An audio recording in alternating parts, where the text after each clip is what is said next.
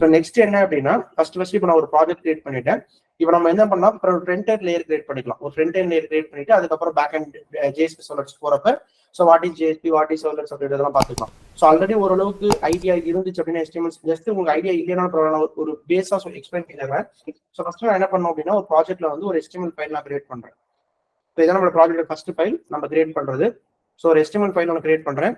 எப்பவுமே சர்வர் வந்து starting file வந்து இண்டெக்ஸ் நேம் வச்சு தான் தேடி பார்க்கும். ஸோ நீங்க சர்வர் லான்ச் பண்றப்ப இண்டெக்ஸ் அப்படின்ற ஃபைல் வந்து உங்க சர்வர்ல இருக்கான்னு தேடி பார்க்கும். இருந்துச்சுன்னா அந்த ஃபைலை ஸ்டார்ட் பண்ணி விடும். இன்கேஸ் இண்டெக்ஸ் ஃபைல் இல்லாம நீங்க வந்து வேற ஏதாவது ஒரு ஃபைல் நேம் கொடுத்துருக்கீங்க, ஹோம் இல்லைன்னா வேற ஏதாவது ஒரு ஃபைல் நேம் கொடுத்துருக்கீங்கன்னா சிஸ்டம்க்கு வந்து அந்த ஃபைல் நேம் ஐடென்டிஃபை பண்றது கஷ்டம். ஸோ அதனால எப்பவுமே என்ன பண்ணுங்க அப்படின்னா இண்டெக்ஸ் அப்படின்ற ஃபைல் நேம் கொடுத்து ஸ்டார்ட் பண்ணிக்கோங்க. ஸோ இப்போ நான் index.html அப்படின்னு ஒரு ஃபைல் கிரியேட் பண்றேன். ஸோ இப்போ நான் கிரியேட் பண்ண உடனே ப்ராஜெக்ட் ஸ்ட்ரக்சர்ல பாத்தீங்கன்னா ஆல்ரெடி நான் டிஸ்கஸ் பண்ண மாதிரி மெயின் ஃபோல்டர்ல 2 ஃபோல்டர் இருக்கு, ஜாவா அண்ட் வெப் ஆப். இந்த வெப் ஆப் குள்ள இப்போ நம்ம கிரியேட் பண்ண ஃபைல் ஆட்டோமேட்டிக்கா இந்த எக்லிப்ஸ் வந்து இந்த சிஸ்டம் இந்த ஃபோல்டர்ல கொண்டு வந்துடும். நீங்க எல்லாம் ஸ்பெசிஃபை பண்ணி போடல, நீங்க ப்ராஜெக்ட் ரைட் கிளிக் பண்ணிட்டு நீங்க ஒரு ஜாவா ஃபைல் கிரியேட் பண்ணா அதை நேரா தூக்கிட்டு போயிட்டு இந்த ஃபோல்டருக்குள்ள போட்டுக்கும், ஜாவா ஃபோல்டருக்குள்ள. அதே மாதிரி ப்ராஜெக்ட் ரைட் கிளிக் பண்ணிட்டு HTML JSP கிரியேட் பண்ணீங்கன்னா இது நம்ம JSP போறப்ப அந்த டாபிக் எல்லாம் பார்க்கலாம். ஸோ இப்போ என்ன அப்படின்னா ஒரு HTML ஃபைல் நம்ம கிரியேட் பண்ணிட்டோம். ஸோ மெயின் இப்போ ஒரு HTML ஃபைல் நமக்கு தேவை to create your web pages, கரெக்டா? ஸோ இதுல ஒரே நிமிஷம், இதுல மெயின் என்ன அப்படின்னா இப்போ நான் HTML பேஜ் கிரியேட் பண்ணிட்டேன். நான் ஒரு பேஜ் கிரியேட் பண்றப்ப டிஃபால்ட்டா HTML என்ன பண்ணிருக்காங்க, அந்த லாங்குவேஜ் என்ன பண்ணிருக்காங்கன்னா பேசிக்கா ஃப்ரீ டிஃபைன் டேக்ஸ் எல்லாமே இருக்குன்னு தான் சொன்னாங்க. அதுல எந்த டேக் மேண்டேட்டரி டேகோ அந்த டேக் எல்லாமே அவங்களே கிரியேட் பண்ணி வச்சிருக்காங்க. ஸோ இதுல ஃபர்ஸ்ட் பாத்தீங்க அப்படின்னா HTML அப்படின்னு ஒரு டேக் இருக்கு, ஓகேவா? ஸோ HTML அப்படின்னு ஒரு டேக் இருக்கு. இந்த டேக் தான் எல்லாத்துக்குமே ஓப்பன் டேக், அதுக்கான க்ளோஸ் டேக் வந்து /HTML. இதுல வந்து 2 டேக் மெயின் டேக்கா இருக்கு. ஒன்னு வந்து ஹெட் டேக், இன்னொன்னு வந்து பாடி டேக், ஓகேவா? ஒன்னு வந்து ஹெட், இன்னொன்னு வந்து பாடி டேக். ஸோ ஹெட்டுக்குள்ள 2 மெயினா இருக்கும், ஒன்று வந்து மெட்டா, டைட்டில். ஸோ ஃபர்ஸ்ட் வந்து இந்த எல்லா டேக்குக்கும் மேலே டாக்குமெண்ட் டைப் பண்ணிருக்கு பாத்தீங்களா? ஸோ இதோடைய மீனிங் என்ன அப்படின்னா இது HTML பொறுத்த வரைக்கும் நம்ம என்ன பண்ணுவோம், ஒரு கோடு எழுதிடுவோம். இந்த அவுட்புட்டை போய் எங்க போய் டெஸ்ட் பண்ணி பார்ப்போம் அப்படின்னா உங்க ப்ரௌசர்ல போய் டெஸ்ட் பண்ணி பார்ப்போம். ஸோ ப்ரௌசர்ல வந்து கம்பேட்டபிலிட்டி இருக்கணும். மெயினா வந்து உங்க HTML என்ன வெர்ஷன் நாங்கள் யூஸ் பண்றீங்கன்னு நீங்க ப்ரௌசருக்கு இன்ஃபார்ம் பண்ணணும். ஹே நான் வந்து HTML5 யூஸ் பண்றேன், இல்ல HTML4 யூஸ் பண்றேன், XHTML யூஸ் பண்றேன் அப்படின்றத நீங்க என்ன டைப் ஆஃப் வெர்ஷன் யூஸ் பண்றீங்க அப்படின்னு ப்ரௌசருக்கு இன்டிமேட் பண்றதுக்கான யூஸ் பண்ண டேக் தான் இந்த டாக் டைப். ஸோ டிஃபால்ட்டா இது என்ன பண்ணணும்னா HTML5 லேட்டஸ்ட் வெர்ஷன் யூஸ் பண்ணி தான் அதை அப்டேட் பண்ணும். இதுமே நீங்க வெர்ஷன் ஸ்பெசிஃபை பண்ணல அப்படின்னா. ஸோ அடுத்தது HTML டேக் மெயின் டேக்கா இருக்கு. அதுக்குள்ள 2 டேக் மெயின் டேக்கா இருக்கும். ஒன்று வந்து ஹெட் டேக், இன்னொன்று வந்து பாடி டேக். ஹெட்ன்றது என்னன்னா இப்போ நார்மலா ஒரு ப்ரோக்ராமிங் பேக்ரவுண்ட்ல இருக்கீங்க வச்சுக்கோங்க, வந்து ஒரு ஜாவாவோ ஏதோ ஒரு லாங்குவேஜ் படிச்சிருந்தாலும் ஒரு ஐடியா இருந்திருக்கும். டிக்ளரேஷன் பார்ட் அப்படின்னு இருக்கும், டெஃபினேஷன் பார்ட்னு இருக்கும். ஸோ வேரியபிள் டிக்ளேர் பண்ணணும், அதுக்கான டெஃபினேஷன் அதோட பிஹேவியரை வந்து மெத்தட்குள்ள எழுதணும். அதே கதை தான் இங்கேயும். ஹெட் அப்படின்றது ஜஸ்ட் இமேஜின் இது வந்து டிக்ளரேஷன் பார்ட். பாடி அப்படின்றது வந்து டெஃபினேஷன் வச்சுக்கோங்க. பாடி டெஃபினேஷன் மீனிங் என்னன்னா இந்த பாடிக்குள்ள நீங்க என்னென்ன டேக் எல்லாம் கொடுத்துருக்கீங்களோ இதுதான் உங்க ப்ரௌசர் விண்டோல டிஸ்பிளே ஆகும். ஸோ ஹெட்டுக்குள்ள இருக்கிறதுலாம் டிஸ்பிளே ஆகாது. பாடிக்குள்ள என்ன கொடுக்குறீங்களோ அதுதான் வந்து கண்டென்ட் ஆஃப் த வெப் பேஜ்னு சொல்லுவாங்க. ஒரு வெப் பேஜோட கம்ப்ளீட் கண்டென்ட்டே எங்க இருக்க போகுது அப்படின்னா so content of the web page. So அதான் வந்து மெயினா நீங்க என்ன கொடுக்கணும் அப்படின்னா பாடி டேக்ல கொடுக்கணும். அப்ப ஹெட் டேக்ல வேற என்ன கொடுக்கணும் அப்படின்னா இப்போ ஆல்ரெடி என்ன இருக்குன்னா மெட்டா அப்படின்னு ஒரு டேக் இருக்கா. மெட்டா அப்படின்னா என்னன்னா டேட்டா அபவுட் தி டேட்டான்னு சொல்லுவாங்க. டிக்ஷனரி அப்படி ஏதோ மீனிங் எப்படின்னா இப்போ நீங்க ஒரு ப்ரௌசர் கூகுள் ப்ரௌசர் யாரோ ஏதோ ஒரு இடத்துல போயிட்டு அந்த வெப்சைட்ல போயிட்டு நீங்க ஏதாவது ஒரு கீவேர்ட்ஸ் டைப் பண்ணீங்க அப்படின்னா அதுக்கு ரிலேட்டடான வெப்சைட்ஸ் எல்லாம் உங்களுக்கு டிஸ்பிளே ஆகுதுல. அது என்ன கான்செப்ட் யூஸ் பண்ணிருப்பாங்கன்னா SEO அப்படின்னு ஒரு கான்செப்ட் இருக்கும். அதுல மேஜரா என்ன யூஸ் பண்ணுவாங்கன்னா இந்த மெட்டா டேக் வச்சுதான். ஸோ மெட்டா அப்படின்றது என்ன, டேட்டா அபவுட் டேட்டா. நீங்க என்ன டைப் ஆஃப் பேஜை கிரியேட் பண்ண போறீங்களோ அந்த பேஜை பத்தின இன்ஃபர்மேஷன் அந்த மெட்டாலாவே கொடுத்துருப்பீங்க, கீவேர்ட்ஸ் கொடுத்துருப்பீங்க. நீங்க டைப் பண்ற கீவேர்ட்ஸ் இதுல இருக்கிற கீவேர்ட்ஸும் மேட்ச் ஆச்சு அப்படின்னா இந்த பேஜை கொண்டு வரணுன்றத லிங்கை கிரியேட் பண்றது இந்த மெட்டா டேக் தான். கூடவே வந்து நீங்க நம்பர் ஆஃப் டைம் அந்த பேஜ் லோட் பண்றப்போ உங்க ப்ரௌசர்ல வந்து ஃபர்ஸ்ட் செகண்ட் அந்த ஆர்டர் ப்ரியாரிட்டி வருது பாத்தீங்களா, அது எல்லாத்துக்குமே இந்த மெட்டா டேக் பேஸ் பண்ணி தான் டிசைன் பண்ணிருப்பாங்க. நெக்ஸ்ட் டைட்டில் டேக் அப்படின்றது என்ன அப்படின்னா நீங்க இந்த இடத்துல வந்து நீங்க கொடுக்குற டைட்டில்ஸ், ஃபார் எக்ஸாம்பிள் இது வந்து என்னுடைய ஹோம் பேஜ் அப்படின்னு நான் கொடுத்துருக்கேன். இந்த கண்டென்ட் நீங்க கொடுக்குற இடத்துல அந்த மேல உங்க ப்ரௌசர்ல வந்து ஒரு டூல் டிப் வரும் பாத்தீங்கன்னா. எக்ஸாம்பிள் இந்த இடத்துல வந்து ஃப்ரீ ஆன்லைன் ஒயிட் போர்டு அப்படின்னு இருக்குல்ல. ஸோ இது வந்து ஓகே நான் இந்த பேஜ்ல இருக்கேன். அதே மாதிரி இங்க வந்து லாகின் இன் ஃபேஸ்புக், இது வந்து இந்த பேஜ்ல அந்த சிம்பிளா சொன்னா யூசர் ஐடென்டிஃபை பர்பஸ்க்காக ஒரு டூல் டிப் தான் இது. ஸோ இந்த டைட்டில் டேக் வச்சு நம்ம என்ன பண்ணலாம், ஓகே நான் எந்த பேஜ்ல இருக்கேன் அப்படின்றத ஐடென்டிஃபை பண்றதுக்காக கொடுக்குறது டைட்டில் டேக். மெட்டா டேக் அப்படின்றது டேட்டா போத் டேட்டா. இந்த 2 டேக்குமே main tag in head tag. இது கூடவே நம்ம என்ன டேக்ஸ் ஆட் பண்ணிக்கலாம் ஹெட் டேக் உள்ள அப்படின்னா client side scripting languages. So இது மட்டும் தான் ஹெட் டேக் உள்ள ஆட் பண்ணணும் அப்படின்னு மைண்ட்ல வச்சுக்கோங்க. ஸோ கிளைண்ட் சைட் ஸ்கிரிப்டிங் லாங்குவேஜஸ்னா ஆல்ரெடி நம்ம டிஸ்கஸ் பண்ண மாதிரி CSS ஜாவா ஸ்கிரிப்ட் லாங்குவேஜை நீ ஆட் பண்ண போற அப்படின்னா கண்டிப்பா எதுக்குள்ள கொண்டு வரணும்னா டைட்டில் டேக்குள்ள கொண்டு வந்து சாரி ஹெட் டேக் க்ளோஸ் பண்றதுக்கு முன்னாடி போயிட்டு இந்த கிளைண்ட் சைட் ஸ்கிரிப்டிங் ஆட் பண்ணிக்கோங்க. ஓகே, அதே மாதிரி பாடி டேக்குள்ள என்ன இருக்கணும்னா content of the web page plus servers script language ஏதாவது ஆட் பண்றதா இருந்தா இதுக்குள்ள ஆட் பண்ணிக்கணும். புரியுதா? ஸோ அப்ப பாடி டேக்குள்ள content of the web page இருக்க போது, கூடவே சர்வர்சஸ் ஸ்கிரிப்ட் இருக்க போது, அதே மாதிரி ஹெட் டேக்குள்ள என்ன இருக்க போகுது அப்படின்னா கிளைண்ட் சைட் ஸ்கிரிப்ட் லாங்குவேஜஸும் கூட இந்த 2 டேக் இருக்க போகுது. ஸோ இதான் வந்து ஃபண்டமெண்டல் ஃபார் HTML. ஸோ இந்த டேக்ஸை பத்தின ஐடியா இருக்கும்னு நினைக்கிறேன். ஸோ இப்போ நம்மளோட மெயின் நம்ம என்ன டெவலப் பண்ண போறோம்னா, ஃபர்ஸ்ட் நம்ம அப்ளிகேஷன் என்ன டைப் ஆஃப் அப்ளிகேஷன் டெவலப் பண்ண போறோம்னா, ஒரு பேசிக்கா ஒரு கட் ஆபரேஷன் மாதிரி பண்றோம்னு வச்சுக்கோங்க. ஃபார் எக்ஸாம்பிள் இப்போ நான் வந்து ஓகே நான் என்ன பண்றேன், ஒரு ஹோம் பேஜ் ஒன்று கிரியேட் பண்ண போறேன்னு வச்சுக்கலாம். ஃபார் எக்ஸாம்பிள் ஒரு ஹோம் பேஜ்ல கிரியேட் நார்மலா ஓப்பன் பண்றப்பவே எனக்கு லாகின் பேஜ் மாதிரி இருக்கணும். ஒரு யூசர் நேம் டெக்ஸ்ட் பாக்ஸ், ஒரு பாஸ்வேர்ட் டெக்ஸ்ட் பாக்ஸ், ஒரு சப்மிட் பட்டன், புது யூசரா உள்ள வர்றவங்களுக்கு சைன் அப் அப்படின்னு ஒரு லிங்க் இருக்கணும். இதை வந்து நான் கிரியேட் பண்ண போறேன் ஃபர்ஸ்ட் என்னோட பேஜ்ல. ஸோ இப்போ நீ சைன் அப்னு கிளிக் பண்ண உடனே எனக்கு ரெஜிஸ்ட்ரேஷன் பேஜ் ஓப்பன் ஆகணும். அதுல வந்து நான் ரெஜிஸ்டர் பண்ண user name, password, first name, last name, mail ID, இந்த மாதிரி எல்லா டீடைல்ஸுமே கொடுத்துக்கிறேன். இந்த 2 பேஜ் கிரியேட் பண்ணிட்டேன். இப்போ நீங்க ரெஜிஸ்டர் பண்ணாதான் யூசர் கிட்ட போய் லாகின் பண்ண முடியும்.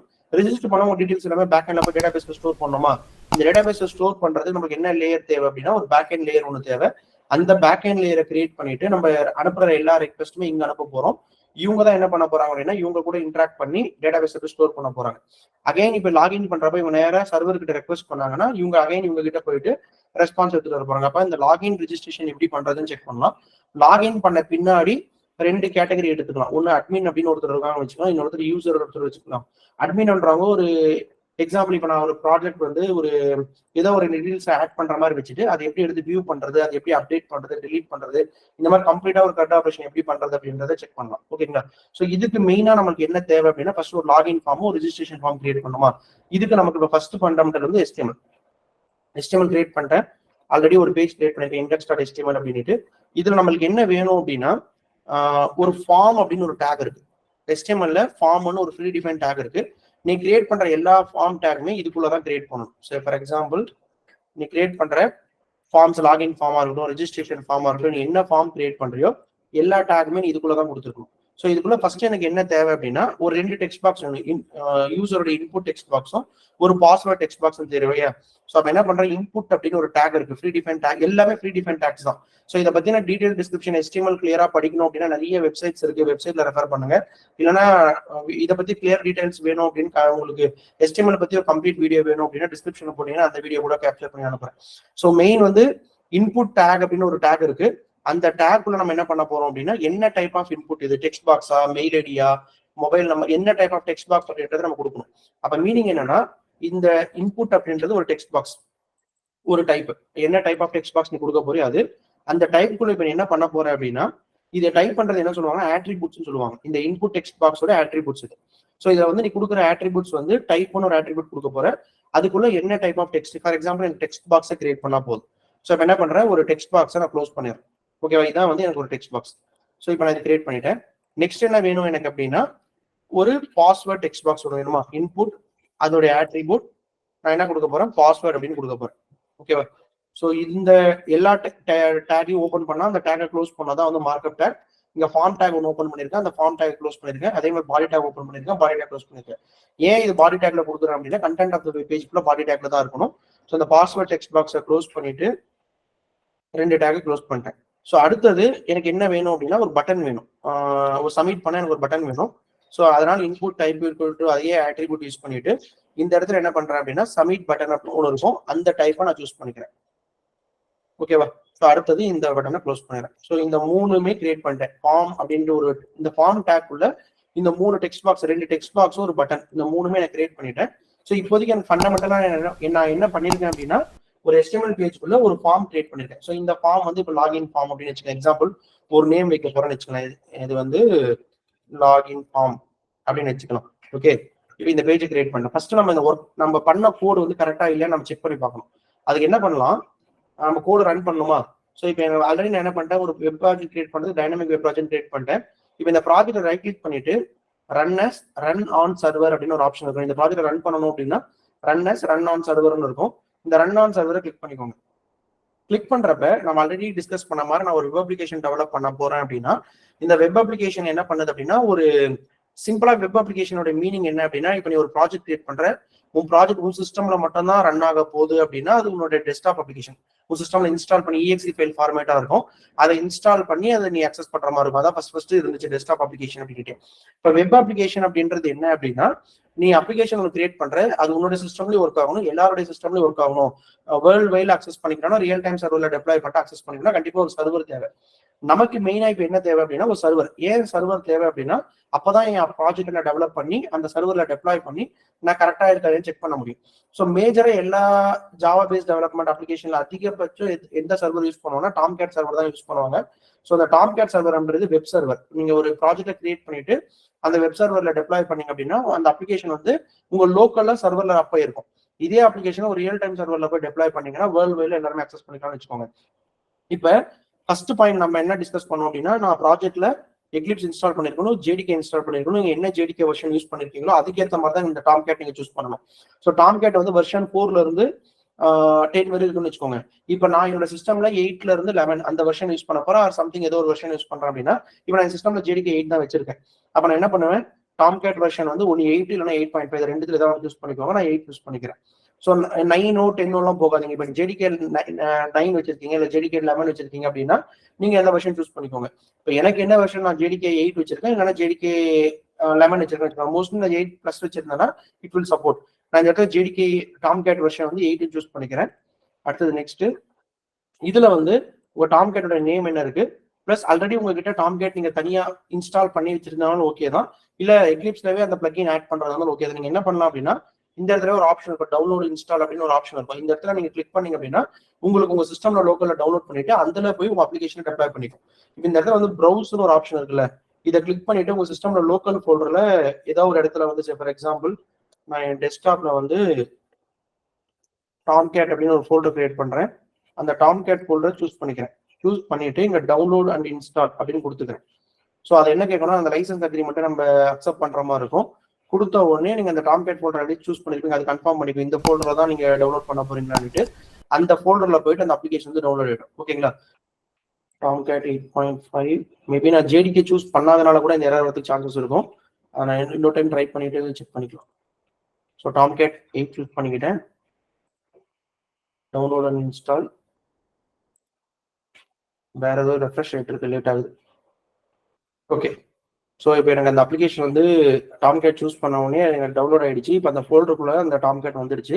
ஸோ நெக்ஸ்ட் கொடுத்துட்டு நீங்கள் ஆல்ரெடி கிரியேட் பண்ணிருக்கிற ப்ராஜெக்ட் வந்து இப்போ உங்க ஒர்க் ஸ்பேஸ்ல நிறைய ப்ராஜெக்ட் இருந்துச்சுன்னா அதுலேயுமே இந்த லெஃப்ட் சைடில் டிஸ்பிளே ஆகும். அதில் நீங்கள் எந்த ப்ராஜெக்ட் இந்த சர்வரை கான்ஃபிகர் பண்ணுறீங்கன்னா அந்த சர்வர் இதில் ஸ்டார்ட் ஆகிடும். ஸோ ஜஸ்ட் அது இங்கே ஆட்னு ஒரு ஆப்ஷன் இருக்கும், அதை கிளிக் பண்ணீங்க அப்படின்னா இந்த ஜாவா ஃபுல் ஸ்டாக் என்ற கோடு இதுக்குள்ள வந்துடும். ஸோ இப்போ ஃபினிஷ் கொடுத்த உடனே ஆட்டோமேட்டிக்காக உங்களுக்கு இந்த இடத்துல வந்து சர்வர் ஸ்டார்ட் ஆகும். ஓகேங்களா, ஸோ அதை அலோவ் கொடுத்துக்கோங்க. இப்போ ஃபர்ஸ்ட் வந்து இந்த போறதுக்கு முன்னாடி இந்த கன்சோல் விண்டோவில் பாருங்க. ஸோ என்ன ஆயிருக்கும் அப்படின்னா அந்த கன்சோல்ல பார்த்தீங்க அப்படின்னா நீங்க ஒரு ப்ராஜெக்ட் வந்து இப்போ பில்ட் பண்ணீங்களா, ரைட் கிளிக் பண்ணிட்டு ரன் ஆன் சர்வர் கொடுத்த உடனே ஒரு டாம்கேட் 8.5 வெர்ஷன் வச்சு நீங்க ஸ்டார்ட் பண்றீங்க இந்த அப்ளிகேஷன். ஸோ அந்த அப்ளிகேஷன் என்ன ஆயிருக்கும் அப்படின்னா இந்த இடத்துல வந்து நீங்க இந்த ஜேஆர்இ வெர்ஷன் அதெல்லாம் வச்சுட்டு இந்த அப்ளிகேஷன் பில்ட் ஆயிட்டு ஃபைனலா உங்க அப்ளிகேஷன் வந்து ஒரு டாம்கேட் வெர்ஷன், இப்போ டாம்கேட் சர்வர்ல வந்து உங்க அப்ளிகேஷன் வந்து ஸ்டார்ட் ஆயிடுச்சு அப்படின்ற மாதிரி வந்திருக்கா. ஸோ இதை எப்படி செக் பண்ணுவீங்க அப்படின்னா டைரக்டா ப்ரௌசர்லவே உங்களுக்கு லான்ச் ஆயிடும், அப்ளிகேஷன் வந்து லான்ச் ஆயிடும். ஸோ நம்ம என்ன பண்ணிருந்தோம், ஆல்ரெடி லாகின் ஃபார்ம் அப்படின்னு ஒரு டேக் கிரியேட் பண்ணிருந்தோம். இந்த டேக்கான அவுட்புட் தான் வந்து இந்த H1 அப்படின்ற டேக் நமக்கு டிஸ்பிளே ஆகல. இங்க இருக்கிற எந்த டேக்குமே நமக்கு டிஸ்பிளே ஆகல. ஆனா நமக்கு என்ன வந்திருக்கு அப்படின்னா அதுல இருக்கிற பிளைன் டெக்ஸ்ட் மட்டும் டிஸ்பிளே இருக்கு. அதே மாதிரி தான் ஃபார்ம் அப்படின்னு ஒரு டேக் இருக்கு. அந்த டேக் உள்ள 3 டெக்ஸ்ட் பாக்ஸ் கிரியேட் பண்ணலாம். ஃபார்ம் டேக் அதுலயுமே வரல, பட்டன் வந்திருக்கு, 2 டெக்ஸ்ட் பாக்ஸ் வந்திருக்கு. ஸோ நெக்ஸ்ட் என்ன பண்றீங்க அப்படின்னா இந்த ஃபார்ம் நம்மளுக்கு கிரியேட் பண்ணிட்டேன். இப்போ இந்த கோட் எப்படி கிரியேட் ஆயிருக்கும்னா நம்ம ஜஸ்ட் இந்த ப்ராஜெக்ட் ஃபோல்டரை ரெஃப்ரெஷ் பண்ணிக்கோங்க. இதுக்குள்ள பாத்தீங்க அப்படின்னா கிரியேட் பண்ண மொத்த ப்ராஜெக்ட்டுமே இந்த பில்ட் அப்படின்ற ஒரு ஃபோல்டர் வந்து கிரியேட் ஆயிருக்கும். அந்த பில்ட்ன்ற ஃபோல்டருக்குள்ள நீங்க கிரியேட் பண்ண ஃபைல் வந்து ஒன்னு வார் ஃபைலாவோ ஆர் ஜார் ஃபைலாவோ கிரியேட் ஆயிருக்கும். இது வந்து உங்க லோக்கல் சிஸ்டம்ல போய் கிரியேட் ஆயிருக்கும். இந்த வார் ஆர் ஜார் பை டிஃபால்ட்டாவே ஜேஎஸ்பி சர்வர் வந்து வார் ஃபைலா தான் கிரியேட் ஆகும்னு வச்சுக்கோங்க. ஏன்னா நம்ம டாம்கேட் வந்து எம்பெடட் டாம்கேட் ஆட் பண்ணல, இன்டர்னல் கிரியேட் அது நிறைய ரீசன் இருக்கு. ஜார் ஃபைலா கிரியேட் பண்றது நீங்க வேணும்னா மேனுவலா கிரியேட் பண்ணிக்கலாம். ஜார் ஃபைலா வேணும்னா பை டிஃபால்ட்டா எக்லிப்ஸ் என்ன பண்ணும் அப்படின்னா வார் ஃபைலா உங்க அப்ளிகேஷனை கொடுக்கும். இந்த வார் ஃபைலுக்குள்ள என்ன இருக்கும்னா உங்க மொத்த கோடுமே நீங்க கிரியேட் பண்ண HTML இப்போ இப்போதைக்கு நம்ம ஒரு HTML கோட் தான் கிரியேட் பண்ணிருக்கோம். இன்கேஸ் ஃபியூச்சர்ல வந்து நம்ம HTML கோட் கிரியேட் பண்ணுவோம், ஜாவா கோடு, CSS, உங்க ப்ராஜெக்ட் தேவைப்படுற இமேஜ் ஃபைல்ஸ் எல்லா கண்டென்ட்டுமே ஒரு மொத்த பேக்கேஜா கிரியேட் பண்ணி இந்த வார் ஃபைலா மாத்திக்கும். இந்த வார் ஃபைல் எடுத்துட்டு போயிட்டு தான் சர்வர்ல டெப்ளாய் பண்ணும். இது எல்லாமே மேனுவலா பண்ணாம இந்த எக்லிப்ஸ் வந்து நம்மளுக்கு ஆட்டோமேட்டிக்கா அது பண்ணி கொடுத்துரும். நம்மளோட வேலை என்ன அப்படின்னா ஒரு டாம்கேட் வெர்ஷனை சர்வரை டவுன்லோட் பண்ணி இந்த எக்லிப்ஸ் இன்ஃபார்ம் பண்ணிடணும். ஓகே, நான் இதை டவுன்லோட் பண்ணிட்டேன். இந்த சர்வர் யூஸ் பண்ணி உங்க கோடு டெப்ளாய் பண்ணிக்கோங்க அப்படின்ட்டு. ஸோ அந்த கோடு டெப்ளாய் பண்ணிட்டு அந்த கோடு தான் நம்மளுக்கு இங்க வந்து அவுட்புட்டா வந்திருக்கு. ஓகே, இந்த லாகின் ஃபார்ம் எனக்கு ஓப்பன் ஆயிருக்கு. ஸோ இப்போ நம்ம ஒரு ஃபார்ம் கிரியேட் பண்றோம், லாகின் ஃபார்ம் ஒன்று கிரியேட் பண்றோம். இந்த லாகின் ஃபார்ம்ல வந்து இப்போ நான் user name text box enter பண்ணிட்டு இப்போ எக்ஸாம்பிள் சப்மிட் பாஸ்வேர்ட் என்டர் பண்ணிட்டு சப்மிட் கொடுத்தேன் அப்படின்னா எனக்கு என்ன பண்ணணும்னா ரெக்வஸ்ட் போகணும். இப்போதைக்கு நான் பட்டன் கிளிக் பண்ண எந்த ஆக்ஷனுமே நடக்கல. ஸோ ரீசன் என்ன அப்படின்னா நான் ஒரு ஃபார்ம் கிரியேட் பண்ணியிருக்கேன். இப்போ இந்த ஃபார்முக்குள்ள வந்து எந்த பேஜுக்கு போகணுன்றது இன்டிமேட்டே பண்ணல. ஜஸ்ட் நான் ஒரு ஃபார்ம் கிரியேட் பண்ணிட்டு ஒரு பேசிக்கா ஒரு 3 டெக்ஸ்ட் பாக்ஸ், இப்போ இதுதான் யூசர் நேம் டெக்ஸ்ட் பாக்ஸ், இதுதான் பாஸ்வேர்ட் டெக்ஸ்ட் பாக்ஸ், எக்ஸ்ட்ரா ஒரு லேபிள் டேக் கூட ஆட் பண்ணிக்கலாம். இல்லை ஜஸ்ட் நான் டைரக்டா இது வந்து யூசர் நேம் டெக்ஸ்ட் பாக்ஸ் ஒரு நேம் ஆட் பண்ணிக்கிறேன். அதே மாதிரி பாஸ்வேர்ட் டெக்ஸ்ட் பாக்ஸ் அந்த டெக்ஸ்ட் பாக்ஸ் ஆட் பண்ணிட்டு ரெஃப்ரெஷ் கொடுத்தீங்கன்னா உங்களுக்கு ஆட்டோமேட்டிக்கா யூசர் நேம் டெக்ஸ்ட் பாக்ஸ் ஒன்று, இது வந்து யூசர் நேம் டெக்ஸ்ட் பாக்ஸ், இது வந்து பாஸ்வேர்ட் டெக்ஸ்ட் பாக்ஸ் கிரியேட் ஆயிடும்.